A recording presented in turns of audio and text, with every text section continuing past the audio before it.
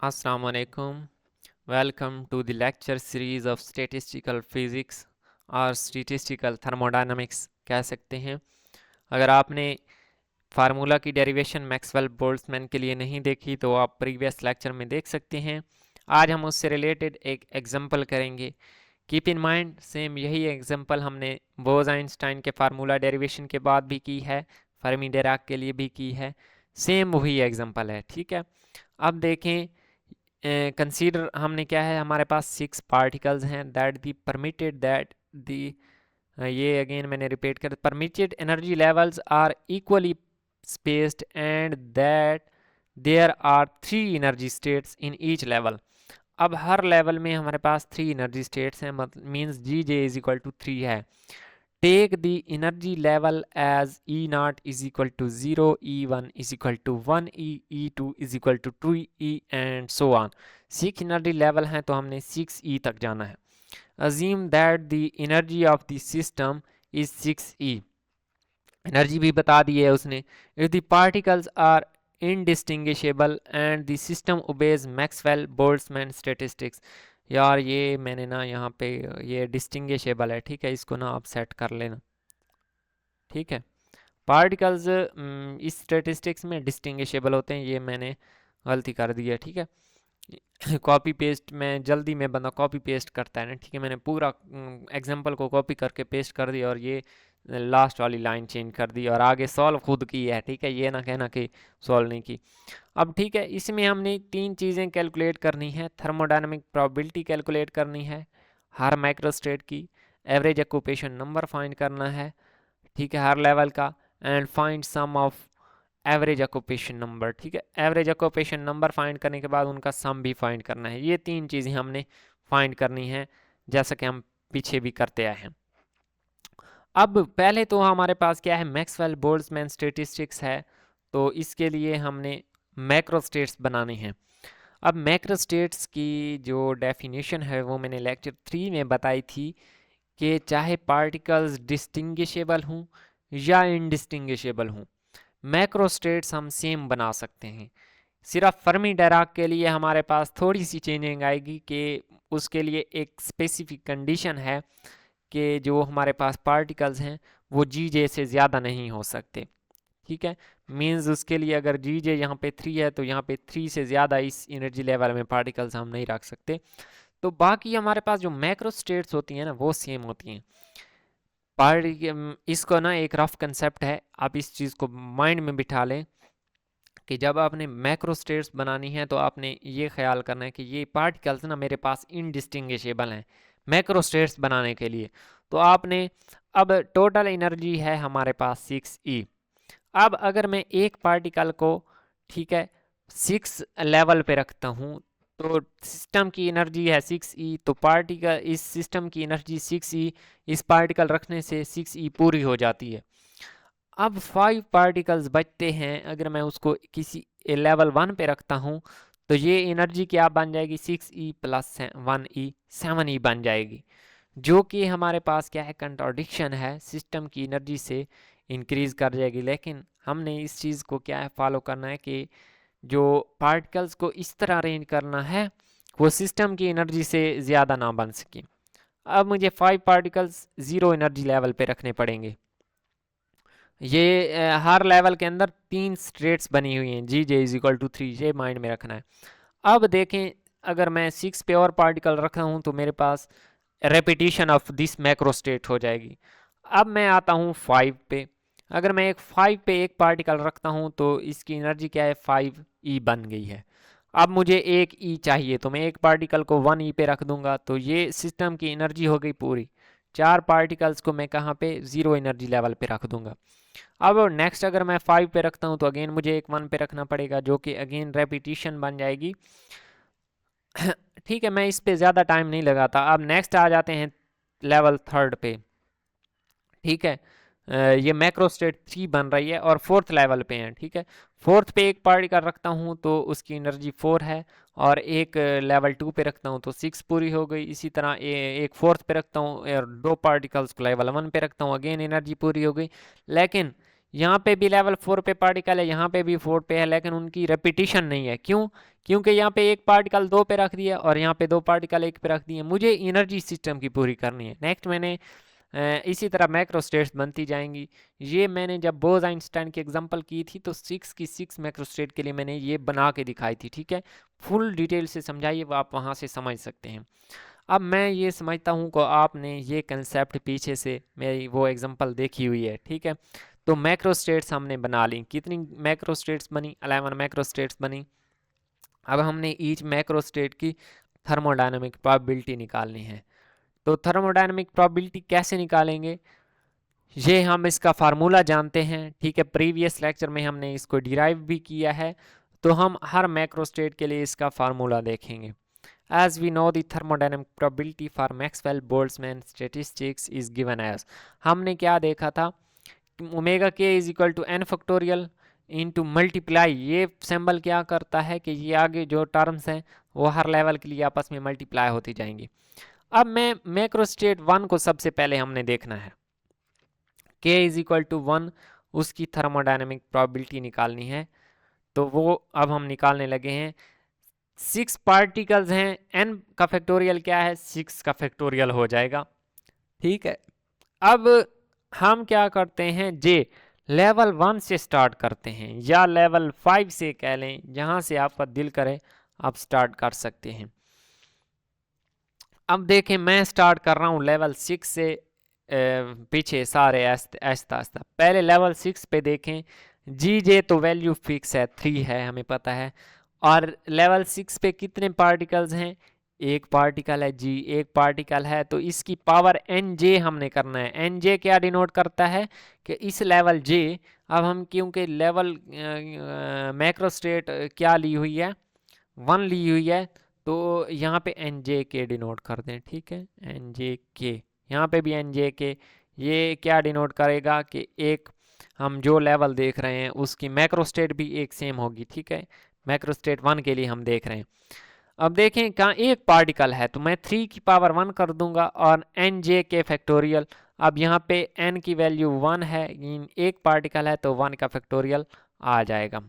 उसको मल्टीप्लाई किसके साथ करना है, ये सिंबल क्या कहता है कि सब लेवल्स को आपस में मल्टीप्लाई करना है। मींस 5 लेवल को भी, 4 को भी, 3 को भी, 2 को भी, सबको। अब नेक्स्ट मैं अगर लेवल 5 पे आता हूँ तो इस पे तो कोई पार्टिकल नहीं है, तो मैं क्या करूँगा, 3 की पावर 0 कर दूंगा ओवर 0 फैक्टोरियल। अब हमें पता है कि जिस चीज़ की पावर 0 हो वो 1 के इक्वल होता है और 0 फैक्टोरियल भी 1 के, तो ये सारी चीज़ 1 आ गई। अब नेक्स्ट में किसी भी मैक्रो स्टेट की थर्मोडायनामिक प्रोबेबिलिटी निकालते हुए इस चीज़ को, जहाँ पे पार्टिकल नहीं है, मैं उसको 1 कंसीडर करूँगा और उसको मल्टीप्लाई नहीं करूँगा। अब लेवल 0 पे आ जाते हैं। लेवल 0 पे मेरे पास कितने पार्टिकल्स हैं, 5, तो 3 की पावर 5 ओवर 5 फैक्टोरियल, ठीक है। n को देखना है हमने, सारी जो कैलकुलेशन है उसमें हमने सिर्फ n को देखना है, ठीक है। एन जे के को देखना है, n को नहीं, एन जे के, ये वाला n फिक्स है, 6 है। तो हमने यहाँ से थर्मोडायनामिक प्रोबेबिलिटी निकाली 18 ज़रब 3 की पावर 5, जो कि 18 यहाँ पे शो की गई है और 3 की पावर 5 इधर लिखा गया है कि ये सब के साथ 3 की पावर 5 मल्टीप्लाई हो रहा है। अब हम नेक्स्ट लेवल के इक्वल टू 2 पे आते हैं, ठीक है। जहाँ पे एक पार्टिकल है तो वो उसकी बनेगी 3, यहाँ पे भी एक पार्टिकल है तो ये 3 ज़रब 3। अब देखें लेवल 0 पे मेरे पास 4 पार्टिकल है, तो मैं कर दूंगा 3 की पावर 4 ओवर 4 फैक्टोरियल। सॉल्व करेंगे तो 90 ज़रब 3 की पावर 5 आंसर आएगा। नेक्स्ट लेवल के लिए देखें, अगेन मेरे पास एक देखें थर्ड मैक्रो स्टेट, एक पार्टिकल है, एक है और 4 हैं। सेम यही वाला केस बन रहा है तो आंसर भी सेम ही आना चाहिए, देखें वही आंसर बन रहा है। अब यहाँ पे मैं समझता हूँ कि आप इस चीज़ को पीछे एग्जांपल भी कर चुके हैं और आपको ये समझ आ गई है। अब लेवल 4 पे आ जाते हैं, लेवल नहीं, macro state 4, k is equal to 4। k is equal to 4 पे देखते हैं, एक जगह एक पार्टिकल है तो 3 की पावर 1 और 1 फैक्टोरियल, 6 फैक्टोरियल के साथ तो मल्टीप्लाई होना ही होना है ज़रब। अब देखते हैं एक लेवल पे 2 पार्टिकल्स पड़े हुए हैं, 3 की पावर 2 और 2 फैक्टोरियल, और एक पे 3 पड़े हुए हैं तो 3 की पावर 3 और 3 फैक्टोरियल। इन सब को आपस में मल्टीप्लाई करते जाना है। क्यों? क्योंकि thermodynamic probability is multiplicative in nature है। इसका फार्मूला हमने डिराइव किया था जिसमें ये सिंबल बता रहा है कि हर लेवल का अलग-अलग देखना है और उनको आपस में मल्टीप्लाई करते जाना है। अब 4 लेवल हमने देख लिया, k इजकल टू 5 पे आ जाते हैं जी। एक जगह 2 पार्टिकल है, एक जगह 4 हैं। 3 की पावर 2 का ओवर 2 फैक्टोरियल ओवर 3 की पावर 4 ओवर 4 फैक्टोरियल। सॉल्व करेंगे 45 ज़रब 3 की पावर 5 आंसर आएगा। 3 की पावर 5 हर किसी के साथ मल्टीप्लाई हो रहा है, ठीक है। अब नेक्स्ट लेवल पे आ जाते हैं। नेक्स्ट लेवल के लिए देखें, मेरे पास एक पार्टिकल है, एक है और 3 है। तो सिंपली क्या है, n की वैल्यू चेंज करते जाना है सिंपली। तो इसको सॉल्व करने से ये आ जाएगा 7 मैक्रोस्टेट पे देखेंगे, एक जगह एक पार्टिकल होगा, एक जगह 2 और एक जगह 3। सॉल्व करेंगे, कोई इसमें क्या है ज़्यादा मुश्किल बात नहीं है। मैं क्या आपको सॉल्व पूरी एग्जांपल मैंने सॉल्व की है, ठीक है। टीचर्स क्या करते हैं कि ये आगे आप कर लेना, 2 स्टेप्स कर दिए, 3 कर दिए कि ये आप कर देना। अब मैं आपको पूरी सॉल्व एग्जांपल यहाँ पे शो कर रहा हूँ, आप इसको देख के समझ सकते हैं। सिर्फ क्या करना है, नंबर ऑफ पार्टिकल्स देखने हैं कि वो क्या है। एक जगह 3 है, एक जगह 3 है, तो 3 की पावर 3 ओवर 3 फैक्टोरियल और 3 की पावर 3 ओवर 3 फैक्टोरियल, तो इस तरह। और एक चीज़ जो माइंड में रखनी है कि हमने 3 की पावर 5 ज़रूर बनानी है, क्योंकि आंसर हमें 3 की पावर 5 में चाहिए। तो 3 की पावर 5 में आंसर चाहिए, तो मैं हर हर मैक्रोस्टेट के लिए उसकी थर्मोडायनामिक प्रोबेबिलिटी में 3 की पावर 5 मुझे ज़रूर बनानी है। तो मैंने यहाँ पे बना भी दिया है। ये 3 की पावर 2 है और ये 3 की पावर 2 है, ये दोनों मिलकर क्या बनाएंगी, 3 की पावर 4। और एक 3 इधर से उठा लेंगे, 3 की पावर 5 बन जाएगी। तो ये 3/4 ओवर 3 की पावर ये ज़रब 3 की पावर 5 ओवर 2 फैक्टोरियल, ठीक है। सिंपल सा स्टेप है, मल्टीप्लाई किया हुआ है। ये देखें, यहाँ से 2 फैक्टोरियल कैंसिल कर दिया है, 4 के साथ 4 कैंसिल कर दिया है, इनको आपस में मल्टीप्लाई किया है और आंसर ये आ गया। और omega macrostate k is equal to 10 similar as macrostate k is equal to 3। k is equal to 3 पे भी उसी तरह पार्टिकल थे, एक जगह एक जगह एक और एक जगह 4, तो उसकी यही निकलती थी, इसकी भी यही है। And for macrostate k is equal to 6, इस 6 के लिए मेरे पास क्या है, सिर्फ एक ही जगह 6 पार्टिकल्स हैं, तो मैं इनको इस तरह लिख सकता हूँ 3 की पावर 6। 3 की पावर 6 को मैंने क्या है अब तोड़ना है, 3 की पावर 5 तो मुझे बनानी ही बनानी है, तो मैं इसको 3 ज़रब 3 की पावर 5 लिख सकता हूँ। तो ये मैक्रो स्टेट मेरे पास हो गई पूरी। ये हर मैक्रो स्टेट की थर्मोडायनामिक प्रोबेबिलिटी हमने निकाल ली। अब निकालना है इनका occupation number, average occupation number. तो इसके लिए मैंने ऑल माइक्रो स्टेट्स की थर्मोडायनामिक प्रोबेबिलिटी को ऐड कर लिया है। ऐड करने के बाद मेरे पास ये आंसर आया है। अब इसको मैंने ऐड कर लिया है, ठीक है। इसको ये है 3 की पावर 5 में, इसको मैं कन्वर्ट की इसमें किया है 10 की पावर 5 में। अगर आंसर कन्वर्ट करना चाहें तो ये बनता है कैसे, 3 की पावर 5 मेरे पास क्या है, इस चीज़ के इक्वल होता है। अब इनको आपस में मल्टीप्लाई किया, ये बनता है। अब यहाँ से इसको 10 की पावर 5 में कन्वर्ट कर लेंगे। अब हमने इसको नेक्स्ट देखना है average occupation number. Average occupation number के लिए सॉल्व करना है, पहले भी एग्जांपल सॉल्व की हुई हैं। ये किसी स्पेसिफिक लेवल के लिए होता है, ठीक है। पहले हम देख लेते हैं लेवल 6 के लिए। लेवल 6 के लिए हम क्या है, NJ6, यानी यहाँ पे मैंने उसको शो किए दिए, n बार से शो करते हैं इसको, तो जिसका जनरल फार्मूला ये है। अब ये वैल्यू तो मेरे पास है फिक्स, जो कि अभी अभी हमने ये निकाली है 1386 ज़रब 3 की पावर 5। ये वैल्यू तो है फिक्स, और मुझे देखनी क्या है, NJK को मल्टीप्लाई करना है ओमेगा k के साथ, और उसको आगे ऐड कर देना है नेक्स्ट लेवल के लिए, फिर नेक्स्ट लेवल के लिए। ऑल लेवल्स के लिए ये समेशन क्या डिनोट करता है कि उनको ऐड करते जाना है। अब मैं पहले लेवल 6 पे जाता हूँ। अब लेवल 6 पे जाते हैं तो एक ही पार्टिकल है, ठीक है, पार्टिकल एक है। NJK को उसको मल्टीप्लाई किसके साथ करना था, उसकी थर्मोडायनेमिक प्रोबेबिलिटी। तो हम क्या करेंगे, 1 ज़रब 18 ज़रब 3 की पावर 5। ये 3 की पावर 5 हर के साथ मल्टीप्लाई हो रहा है, तो ये उसकी थर्मोडायनेमिक प्रोबेबिलिटी इस लेवल के साथ हमने मल्टीप्लाई कर दी, ठीक है। जिस मैक्रोस्टेट में हमारे पास क्या है, पार्टिकल था। अब मैंने भी सेम यही काम यहाँ पे किया है, 18 ज़रब 3 की पावर 5 को 1 के साथ मल्टीप्लाई कर दिया है। उम्मीद है आप लोग को ये बात समझ आ गई होगी। अब हमने जाना है level j is equal to 5 पे। j इज इक्वल टू 5 पे जाते हैं तो इस पूरे लेवल में इसमें भी एक ही पार्टिकल है, एक ही पार्टिकल है, तो हमने इसको इसकी थर्मोडायनेमिक प्रोबेबिलिटी जो कि है 90 ज़रब 3 की पावर 5 इसके साथ मल्टीप्लाई कर देना है और टोटल पे डिवाइड कर देना है, टोटल थर्मोडायनेमिक प्रोबेबिलिटी, जो कि ये आंसर आता है। लेवल 4 पे जाते हैं। लेवल 4 पे मेरे पास दो पार्टिकल हैं, 3 की पावर 5 तो सबके साथ मल्टीप्लाई होना है, तो मैं उसको कॉमन लेकर मल्टीप्लाई कर दिया है। अब हमें जो देखने वाली बात है वो है कि पार्टिकल्स को, कितने पार्टिकल्स हैं और उसकी थर्मोडायनेमिक प्रोबेबिलिटी क्या है, उसको कैसे मल्टीप्लाई करना है। अब देखें, मैं लेवल 4 पे आ चुका हूँ। लेवल 4 पे मेरे पास एक पार्टिकल है 3 मैक्रोस्टेट पे। इस वन पार्टिकल को इसकी माइक्रोस्टेट थर्मोडायनेमिक प्रोबेबिलिटी जो कि 90 है उसके साथ मल्टीप्लाई करने हैं, और इधर 4 पे एक पार्टिकल 1 पड़ा हुआ है उसको उसकी 180 के साथ मल्टीप्लाई करना है। तो क्या है, मैंने भी किया है 1 को 90 के साथ प्लस 1 को 180 के साथ मल्टीप्लाई कर दिया और उनको ऐड करते जाना है। ठीक है। अब जैसे जैसे हम लेवल नीचे आते जा रहे हैं मेरे पास क्या है, पार्टिकल्स बढ़ते जाएंगे और हमने क्या है उनको मल्टीप्लाई करते जाना है। अब मैं यहाँ पे ना इसको सॉल्व तो पूरा कर दिया है, आप इसको पॉज करके देख सकते हैं।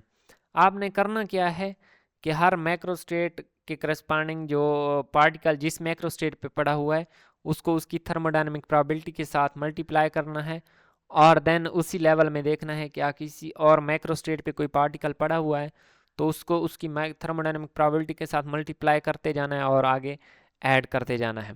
ठीक है। तो इसी तरह हम क्या है सारी जो हमारे पास क्या है ऑल लेवल्स के लिए हमने इसकी थर्मोडायनेमिक प्रोबेबिलिटी कैलकुलेट कर ले, एवरेज ऑक्यूपेशन नंबर फाइंड कर लेने हैं, जो कि मैंने यहाँ पे शो कर दिए हैं। आप वीडियो को ब्रेक लगा कर देख सकते हैं। तो ये हमने कर लिए। अब लास्ट चीज़ जो थी, हमने इनको सम करना था, सी पार्ट था हमारे क्वेश्चन का, हमारी एग्जाम्पल का। तो मैं करता हूँ let S is the sum of average occupation number.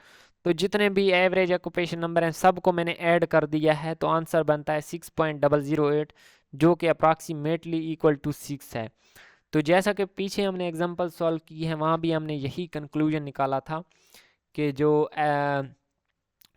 Some of average occupation number होता है वो टोटल पार्टिकल्स के इक्वल ही आना चाहिए। जो यहाँ के टोटल पार्टिकल 6 थे तो इसका सम भी ऑलमोस्ट 6 ही बन रहा है, जो कि हम शो करता है कि हमारा आंसर जो है एग्जैक्टली करेक्ट है। ठीक है। नेक्स्ट वीडियो में हम देखेंगे स्टेटिस्टिकल इंटरप्रिटेशन ऑफ एंट्रोपी, उसका प्रूव करेंगे। ठीक है। अगर आपको यहाँ तक कोई पॉइंट समझ नहीं आया तो आप कमेंट सेक्शन में पूछ सकते हैं। मिलते हैं नेक्स्ट वीडियो में। अल्लाह हाफिज़। से पहले आप क्या है वीडियो को लाइक कर दें और सब्सक्राइब भी चैनल को करते जाएं। ठीक है। और ये कमेंट सेक्शन में ज़रूर बताएं कि क्या मेरी वीडियोस आपको फ़ायदा दे रही हैं या नहीं। ठीक है। चलो मिलते हैं नेक्स्ट वीडियो में। अल्लाह हाफिज़।